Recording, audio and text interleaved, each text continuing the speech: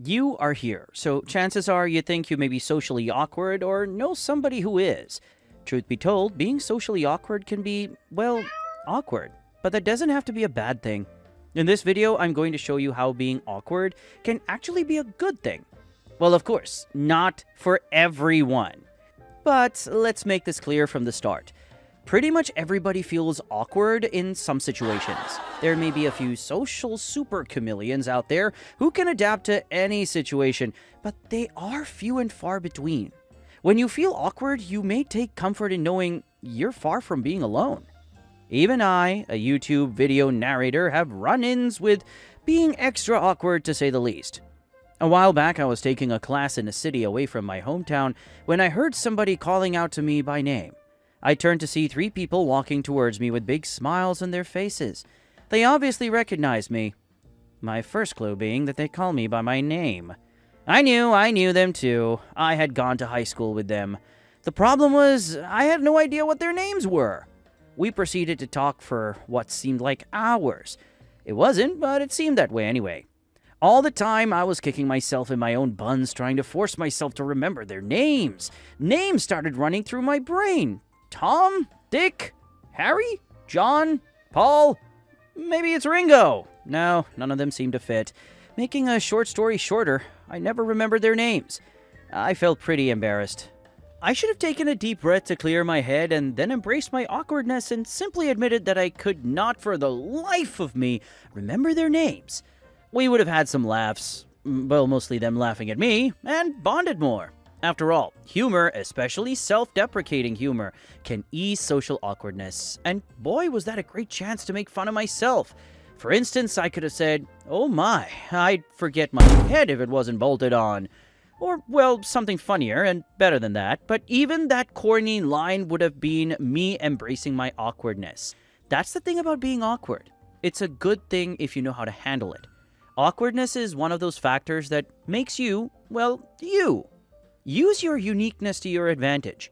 And know that you don't have to, and you can't totally eliminate your awkwardness. But you can change how you and others feel about yourself. With a little bit of practice, people can learn to adjust their own moods. If you really want to be more outgoing, you definitely can do that. After all, social interaction is an opportunity to learn and have fun. Just tell yourself, this is fun, not torture. This is a fun torture. But really now, jokes aside, one simple method you can do to learn to handle your awkwardness is to talk to somebody you don't know.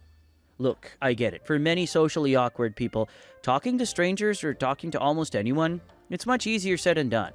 But hey, think about it. It doesn't need to be a long conversation.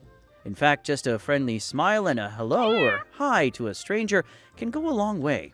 Even a simple, "Love the weather today," will work.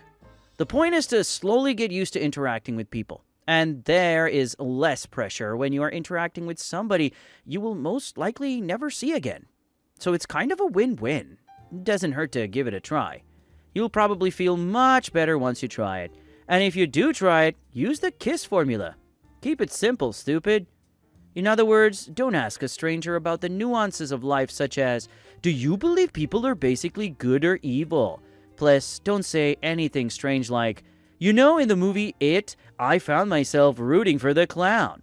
Or if you do say something strange, don't run away from it. Don't try to act like you didn't say it, but instead laugh at it.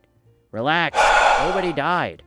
Now to dive in a little deeper, if you long to be less socially awkward, it's great to learn how to read the room, or at least the people around you.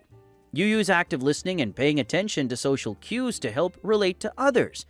Actively listening is fairly simple. You listen to what people tell you, and then make sure you understand. Repeat it back to them in their own words. When actively listening, you can make some eye contact and acknowledge that you're listening with nods or a smile.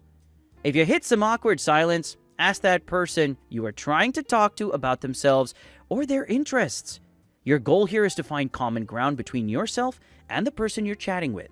Simply asking, "What do you do?" or "What do you enjoy doing?" are simple but effective icebreakers. Most people enjoy talking about themselves. Just remember, we want to break the ice, not totally smash it. Knowing and recognizing social cues can be a great aid to reducing social awkwardness. Now, of course, this could be a topic for another video, but here are some quick tips that will tip you in the right direction. A person's posture can tell you a lot about how they feel about a given situation. Usually, but not always. A closed posture with arms or even legs crossed means they are uncomfortable and not buying what you are selling. Conversely, an open and relaxed posture can often be interpreted as, "I'm feeling good," or "I'm listening." Along those lines, if a person is leaning into or positions their body towards you, that usually means they like you. If they lean or turn away even subtly, you should take that cue they aren't that into you. Facial expressions are good indicators of how a person is feeling.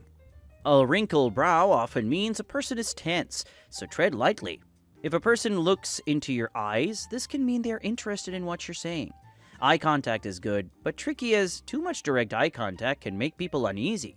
That's why eye contact is good, but staring too much at somebody is, well, not good at all. The eyebrows also tell an emotional story, often as clearly as the eyes. When they are raised, a person is surprised. Eyebrows lowered is a negative sign. They could be angry or sad. Here's another thing: don't get too close to people, especially strangers, when talking to them. Nobody, even close friends, likes a face talker. Always leave a comfortable distance between you and a person you're trying to connect with. Anyway, whenever you find yourself in an awkward situation, don't panic, don't run away. It happens to many, and that's definitely not the end of the world. In fact, a guy named Tai Tashiro, a renowned psychologist who's author of Awkward: The Signs of Why We're Socially Awkward and Why That's Awesome, found that awkward people tend to be more creative and more passionate about the things they love. While awkward people will miss some things in their social world, Tai says that they also see other things with more clarity. And seeing things differently can truly provide an advantage in today's competitive world. Honestly, awkwardness can be a sign of authenticity. You don't have to fear it or to get rid of it. And even if you'd want to eliminate it, you won't be able to. In most cases, it's in the genes. So accept it and even be thankful if you feel a little different than others. Awkward people can find a slightly different perspective on life that many people find refreshing. So you may have a lot to win from your awkwardness in the long run. After all, awkward or not, human beings are so much more than what they appear to be on the surface, but this is a topic for another day. As a final say, remember that nobody clicks with everybody.